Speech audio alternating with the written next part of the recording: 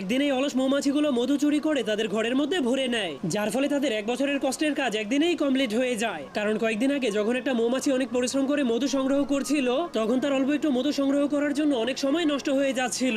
এরপর সে যখনই সেই মধুটুকু নিয়ে বাড়িতে যাচ্ছিল, তখনই সে রাস্তায় একটা টেবিলের উপরে অনেকগুলো মধু দেখতে পায়। যা দেখার পর তার মাথায় একটা আইডিয়া আসলে সে জলদি করে তার বাড়িতে যেতে শুরু করে দেয়। কিন্তু তখনই সে রাস্তায় একটা গাড়ি দেখার পর ট্রাফিক নিয়ম মানার জন্য থেমে যায়। এরপর সেই গাড়িটা চলে যাওয়ার পর সে তার বাড়িতে পৌঁছে যায়। এরপর সবাইকে অনেক জোরে জোরে ডেকে ঘর থেকে বাইরে বের করে সেই মধুর ব্যাপারে বলতে শুরু করে। যা শোনার পর সবগুলো মৌমাছি অনেক খুশি হয়ে তার সাথে সেই মধু চুরি করার জন্য যেতে শুরু করে। কিন্তু রাস্তা দিয়ে গাড়ি আসতে শুরু করলেই সবগুলো মৌমাছি থেমে যায়। এরপর সেই গাড়িটা চলে যাওয়ার পরেই তারা ফুল স্পিডে সেই মধুর দিকে যেতে শুরু করে দেয়, কারণ তারা সেখানে যেতে দেরি করলেই সেই মধুগুলোকে অন্য কোনো মৌমাছির দল এসে চুরি করে নিয়ে যাবে। কিন্তু তারা সেখানে পৌঁছানোর পর মধুটাকে পেয়ে অনেক খুশি হয়ে যায়। এরপর জলদি করে সেই মধুর ভারী জারটাকে চুরি করে সেখান থেকে পালাতে শুরু করে দেয়। কিন্তু সেই মধুর বাটিটা অনেক ভারী হওয়া সত্ত্বেও তারা ট্রাফিক নিয়ম মানার জন্য থেমে